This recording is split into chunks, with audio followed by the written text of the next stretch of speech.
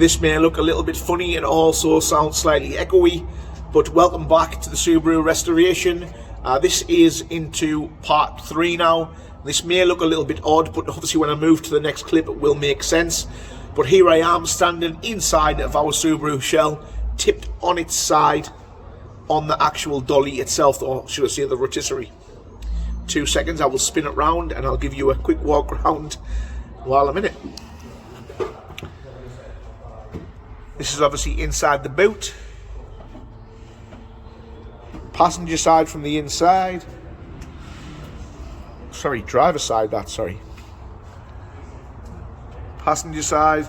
Obviously, as you can see, all the footwells inside the car, they're all extremely dry. We don't have any signs of corrosion here, it's all lovely.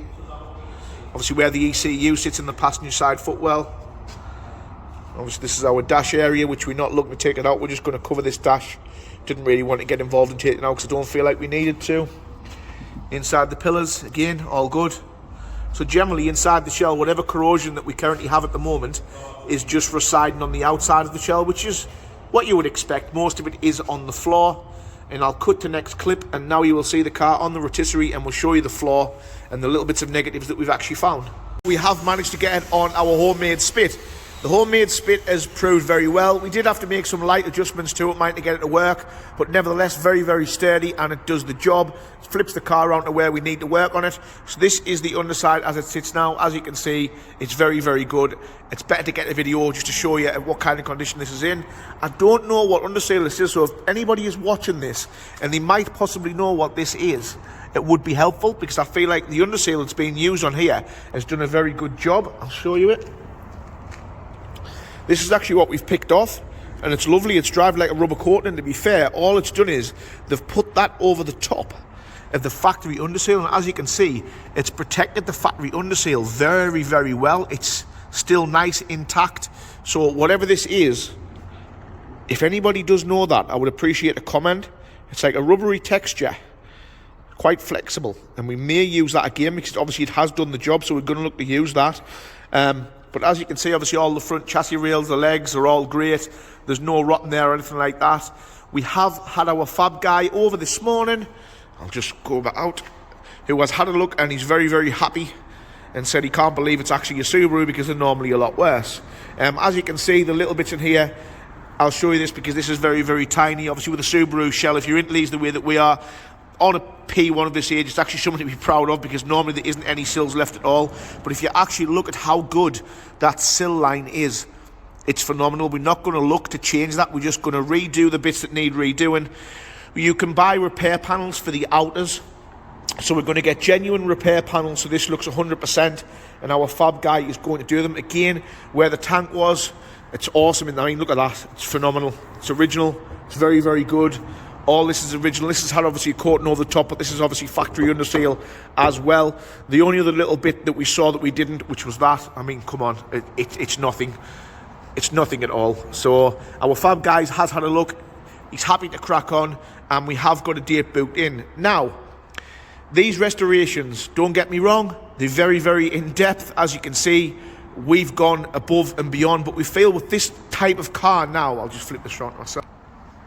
We feel with these types of cars now, this is the way that you're going to have to go. I personally think these P1s at some point will break £100,000. They will follow the 22B. As the 22B continues to rise, we will see a rise in the price in these as well. Doing these kind of cars to this sort of standard is going to be very, very important for future values. Although myself and Dave have had a good chat the last couple of days, we do feel in the next 12 months there is going to be a big recession, and I'm sure people who are in the trade or just in life in general will also feel the pinch as we have felt it lately. I'll flip round again and I will show you the parts all laid out. We've been very, very careful in making sure that the parts are laid out properly. All the bolts are in the correct bag so we know where everything goes. And I'll show you this here, 2 seconds. So these are all of our parts. Like I said, we have got room at the moment, so we've been careful in laying these out. Kept them all in the right kind of area so we know where everything goes back. We've put whatever bolts we can back in the hole so we're not losing anything, and we're using the original bolts. And we may even be very, very perverted and go down the lines of even stripping the old bolts down and repainting them and getting them really nice. Now, this leads on to our next part, which is very, very important. What we may well do is, as the trade slows down, which at the moment, I'll just obviously talk to you while I'm walking around the side of the shell, we feel as if the trade is slowing down at the moment.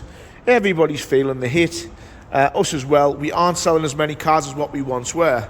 We feel like this restoration thing is something that we are very, very committed to doing. And likewise, as you can see, we aren't cutting any corners. Things are stripped down to nothing to make sure that everything is 100% perfect. And this restoration work may be something that we will go into. Now, the reason I'm saying this is because we have a fantastic team around us. We have a great group of painters. I'll show you inside the shell. We have a great group of painters close to us. We have fabrication guys. And generally, we have a very, very good team. So if you are looking into this kind of restoration or work in the future, while we are quiet, this may be something that we will take a big interest in. As you can see from the previous McGann videos on the page, if you haven't seen those, get a look at the underside of that car. We will go to vast lengths to get these cars to where they need to be. And if you want your car doing but you don't feel like you're capable, then it is something that we may advertise very, very soon, and we may start and take these jobs on. So if you are looking at these videos and you have any inquiries about a car that you would like bringing back to its former glory, or does need a little bit of love, please feel free to consult us on this, and we'll be happy to chat to potential customers and clients on restoring the pride and joys. At the end of the day, these are now investments. People are using these as pension funds, but the cars need to be in the right kind of condition to get the right kind of money back for them. So yes, restoration wise, if you are looking for this kind of work, do feel free to hit us up through the channel and we will get you some quotes together. Obviously, I know this video is a lot of talking and a lot of walking around the shell. Obviously, part 3. What we're going to do is, this is booked in, not this Monday, coming the one after, so about a week and a half. And our fabrication guy is going to set away and weld the new panels in there. And then you will start and see the car actually come into its own and go back to the way that it actually should be. So yes, it is a little bit of an advertisement, this one. If you do feel the need to get in contact, I will provide you a contact number should you need it, and we'll speak to you about restoring your project or your pride and joy.